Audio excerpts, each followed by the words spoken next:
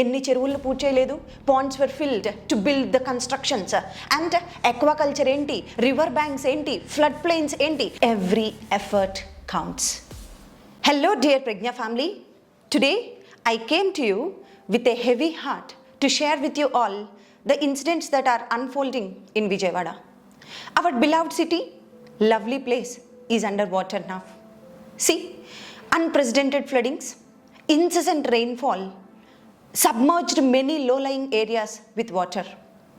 Our streets are now rivers. Our homes are islands. And essential services are disrupted. People are stranding over rooftops for the rescue teams to reach them. ఒక్కసారి వాళ్ళ పరిస్థితి గమనిస్తేనండి ఎలా ఉంది అని అంటే, ఇప్పుడు ఆ వీధులు మొత్తం రివర్స్గా మారిపోయాయి. అక్కడ ఉన్న ఇల్లులన్నీ ఒక ఐలాండ్లో ఎక్కడో సముద్రం మధ్యలో అక్కడక్కడ ఐలాండ్స్ ఉంటాయి చూసారా, ఆ ఐలాండ్స్ లాగా నివాసాలు మారిపోయాయి అని అంటే ఎంత దయనీయమైన పరిస్థితి. People are facing life threatening situations. Life threatening సిచ్యువేషన్లో అలాంటి సర్కమ్స్టెన్సెస్లో వాళ్ళందరూ అక్కడ ఉంటూ వస్తున్నారు.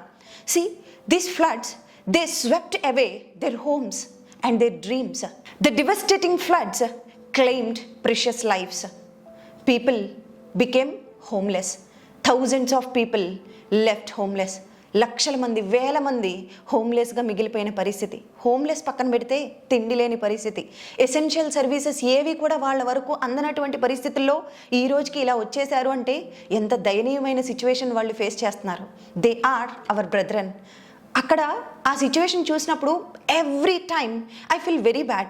The main alarming thing over here is, బాగా బాధ పెట్టేసే విషయం ఏంటి అని అంటే, చాలా రేజ్ అవుతున్న విషయం ఏంటి అని అంటే, this is not just a natural disaster.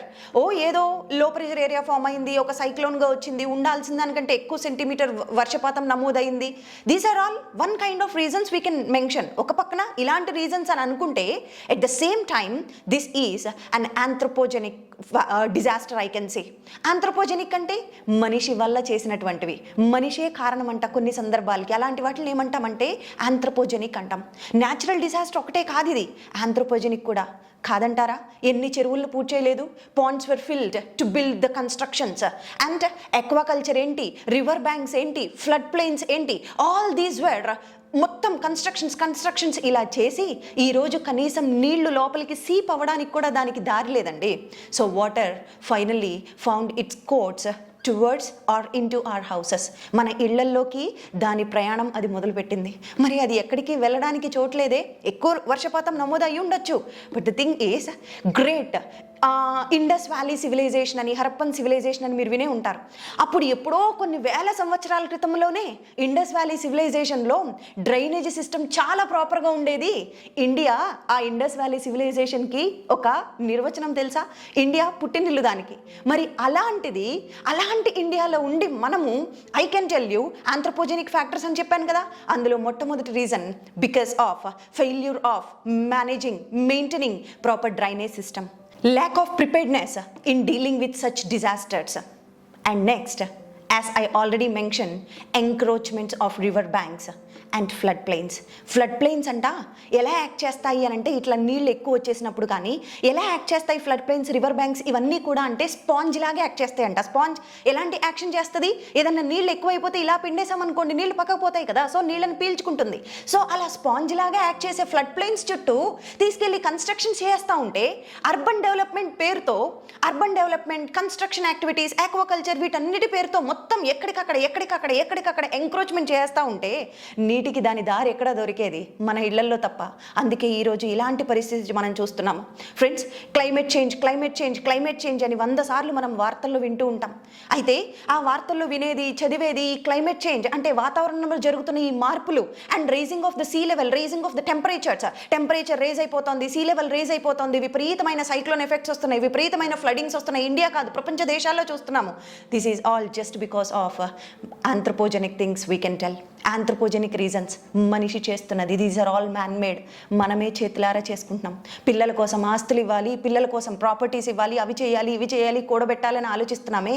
20-30 సంవత్సరాలుగా ఈ ఎంక్రోచ్మెంట్స్ వల్ల చుట్టూ నది చుట్టూ మనం చేసుకుంటూ వచ్చిన ఇట్లాంటి వీటన్నిటి వల్లనే కదా ఈరోజు మనం కానీ మన పిల్లలు కానీ ఈరోజు ఇలాంటి సిచ్యువేషన్స్ చూస్తున్నాం.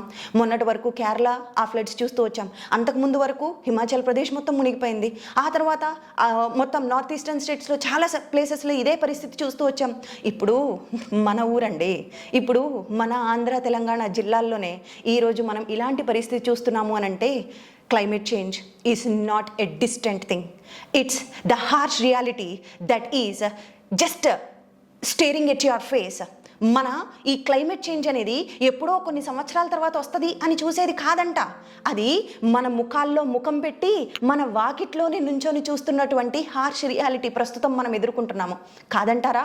అండ్ చూడండి, ఈ ఫ్లడింగ్స్ కానీ ఈ క్లైమేట్ చేంజ్ కానీ ఈ వాతావరణంలో మార్పులు అంటారే అదే క్లైమేట్ చేంజ్ అంటే. ఈ టెంపరేచర్స్ రైజ్ అవ్వడం కానీ ఈ ఫ్లడింగ్స్ ఇవన్నీ కూడా all these are indicators that we are in climate emergency. మనమందరం క్లైమేట్ ఎమర్జెన్సీలో ఉన్నామని చెప్తున్న ఇండికేటర్స్ ఇవన్నీ.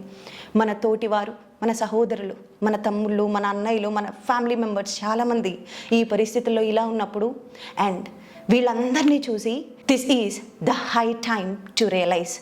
ఇప్పుడు రియలైజ్ అవ్వాల్సిన టైం వచ్చేసింది మిత్రమా. జస్ట్ ఈ విజయవాడ ఈ ఒక్క హెవాక్ని చూసి, విజయవాడలో జరుగుతున్న ఈ క్రైసిస్ని చూసి just don't turn a blind eye to it.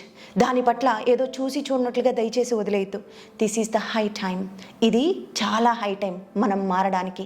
It's our responsibility to save our Mother Earth. It's our responsibility to protect our environment. మన ఎన్వైరన్మెంట్ని, మన మదర్ ఎర్త్ని కాపాడుకునేది మనందరి బాధ్యత. మన భావితరాలకి మనందరం ఒక మంచి ఎర్త్ని అంటే నివసించడానికి యోగ్యంగా ఉండే ఒక ప్లేస్ని మనం మన భావితరాలు పక్కన పెడితే అట్లీస్ట్ మన పిల్లలు, మన జనరేషన్స్కి ఇవ్వాల్సిన బాధ్యత మన మీద ఉంది. We are all responsible.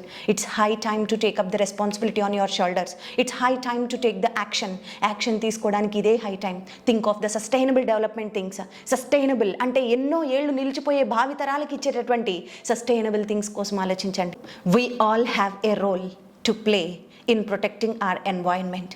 మన ల్యాండ్స్కేప్స్ని, మన పాండ్స్ని, మన అగ్రికల్చరల్ ల్యాండ్స్ని వీటన్నిటిని బూట్ చేయకుండా అర్బన్ డెవలప్మెంట్ పేరుతో వీటన్నిటిని అలా కన్స్ట్రక్షన్స్ కోసం ఒక కాంక్రీట్ జంగిల్స్గా మన ప్లేసెస్ని మార్చకుండా వీటన్నిటికీ ఏదో ఒక సొల్యూషన్ తీసుకురావాల్సిన బాధ్యత మన ప్రతి ఒక్కరి చేతిలో ఉంది.